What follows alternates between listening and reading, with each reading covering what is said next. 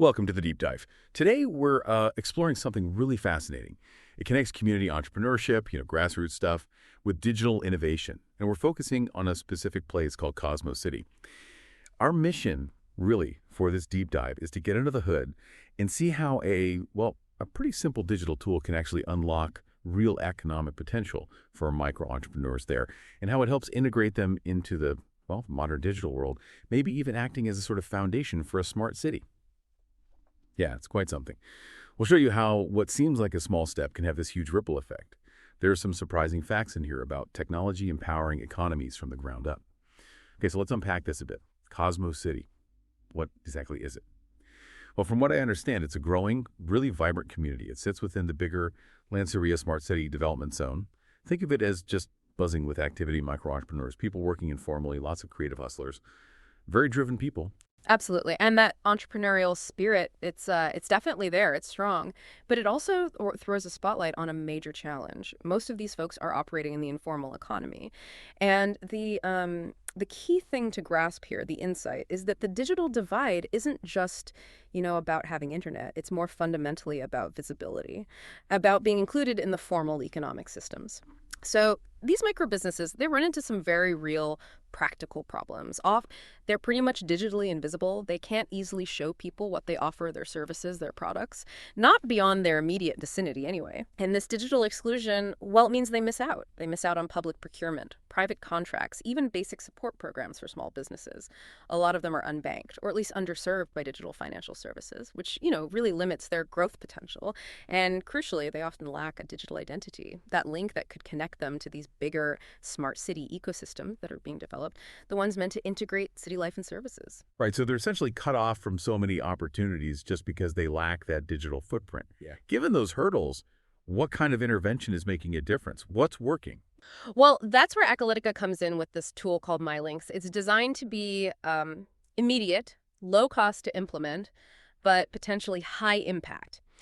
Essentially, think of MyLinks as simple, mobile-friendly digital business cards, but they're specifically made to connect these local entrepreneurs, they often call them township hustlers there, which really captures that resourceful spirit time, connect them to customers, yes, but also to opportunities and even into that smart city infrastructure we mentioned. What Acalytica is showing with MyLinks is the power of what you might call minimum viable digital presence. You don't always need a super complex app. Sometimes these basic foundational tools that just bridge the physical and digital worlds, those are the things that create immediate economic value. The main goal, the big picture for this project is pretty straightforward. Digitally onboard and empower these entrepreneurs in Cosmo City. Give them a digital presence that's scalable and, importantly, aligns with the smart city goals. And they've got very specific objectives pinned down.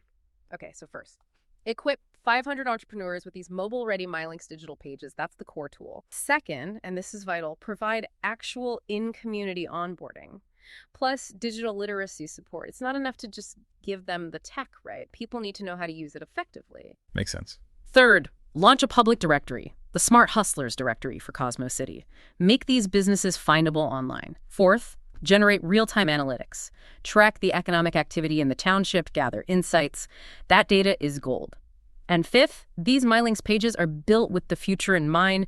They can integrate later with bigger smart city platforms, things like digital ID, payment systems, maybe even online learning modules.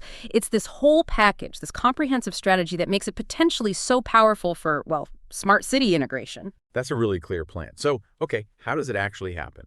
On the ground. It sounds like it has to be more than just deploying software. It feels like there's a very practical, phased approach here. Yep, starts with phase one, community mobilization. This means getting buy-in, building trust. They do this by partnering directly with local leaders, ward counselors, NGOs, youth groups, people already known and trusted in the community. They've even got a brand for it. Smart Hustlers powered by Acalytica gives it an identity. And this phase involves, getting the word out. Posters, flyers, public pop-up events right there in Cosmo City to build buzz. Okay, so once people are aware and interested, then comes phase two, the onboarding drive. This is where the real hands-on work happens. They run workshops, set up activation points in places people already go, like libraries, schools, even spaza shops, those small, informal convenience stores you see everywhere. Yeah. Super accessible. And a really key part of this is training local people as Acalytica ambassadors. These ambassadors are right there helping their neighbors sign up, create their digital pages, add their info bio, contact services. They even help set up QR codes for easy sharing. It sounds incredibly direct. Oh, absolutely. And that ambassador piece is critical. Even with a simple tool like MyLinks, getting 500 entrepreneurs onboarded, many of whom maybe aren't super comfortable with digital tools yet. Well, that's a challenge. These ambassadors, they're the bridge. They're trusted faces from the community providing that direct support. That makes total sense. So after onboarding, what's next? Phase 3, right? Phase 3. Directory launch and promotion. So once enough pages are created, they launch the actual Smart Hustlers directory online. Something like Acalytica.com/Cosmo City, a central place to find these businesses. And then promotion is key. They push it out using social media, local community radio stations, and WhatsApp groups, which, as you know, are huge for communication in communities like this. They even do some fun stuff like gamified campaigns, run contests like the most viewed page wins airtime or mobile data. It's actually a pretty smart way to get people using the directory and visiting the pages, incentivize that engagement. And then finally, phase 4, monitoring and reporting. Got to track the impact right. They use Acalytica's own web analytics to see how many people are viewing the pages, how they're engaging. This data gets turned into visual dashboards, case studies, things they can show to funders, to policymakers to really demonstrate, look, this is working, this is the value. And what's really compelling about the MyLinks tool itself is how it combines simplicity with some genuinely powerful features. It's a no-code platform, mobile optimized, so anyone can build their page, no tech skills needed, and it looks great on a phone. It includes direct links, one click to WhatsApp, phone calls, social media, makes it super easy for potential customers to connect. And critically, you mentioned this earlier, it can handle product listings and, importantly, payment QR code integration. So actual money changing hands, potentially. Exactly. That moves it beyond just being visible into enabling actual transactions for these often informal businesses. Plus, it gives real-time analytics back to the entrepreneur. They can see who's visiting their page. That's valuable feedback. And it's built to be scalable. You can add more later social proof, like reviews, training content, maybe even full e-commerce plugins as the business grows. This kind of foundational digital step, it's potentially transformative for informal economies. And thinking about who benefits, it's quite broad. Directly, obviously, you've got the 500-plus township entrepreneurs and side hustlers. They get the visibility of the tools. But indirectly, well, their customers benefit. Local NGOs trying to find community services. Government agencies maybe looking for local suppliers for small contracts. Even fintech companies, they get a better window into this previously hard-to-reach market, people who might have been unbanked before. And the key players making this happen, you've got Acalytica leading it.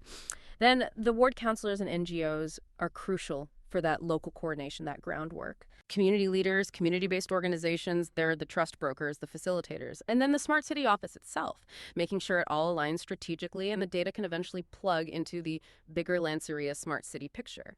The expected outcomes, they're quite tangible. 500 MyLinks pages up and running. They're aiming for over 5,000 combined page views initially, training at least 10 local digital ambassadors, launching that public directory, and delivering a baseline analytics dashboard. That dashboard is key for informing future smart city planning.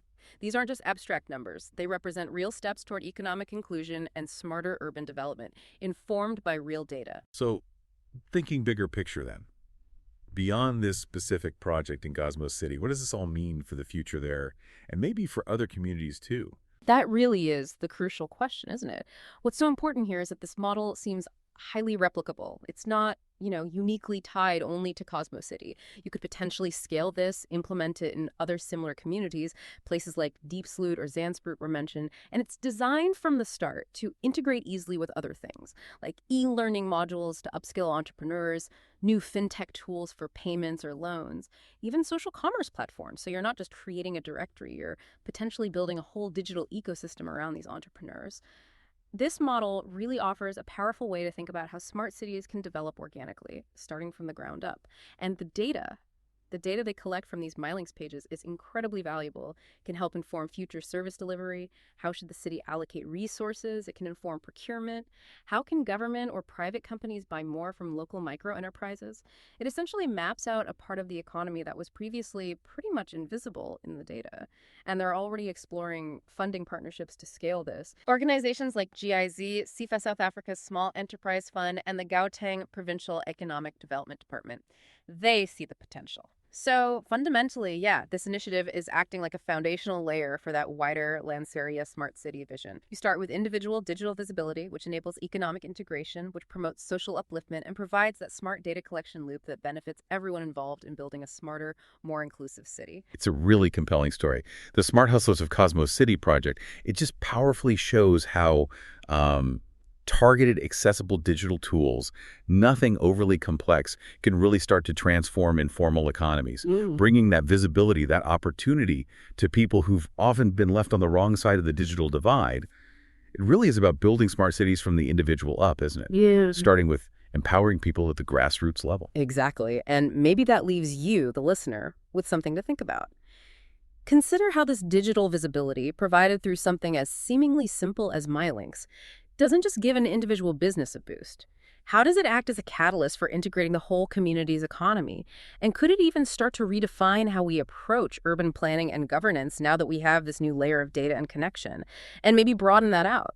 What other unseen digital divides are out there in different contexts? And what kind of low-cost, high-impact, maybe surprisingly simple solutions might be the key to bridging them?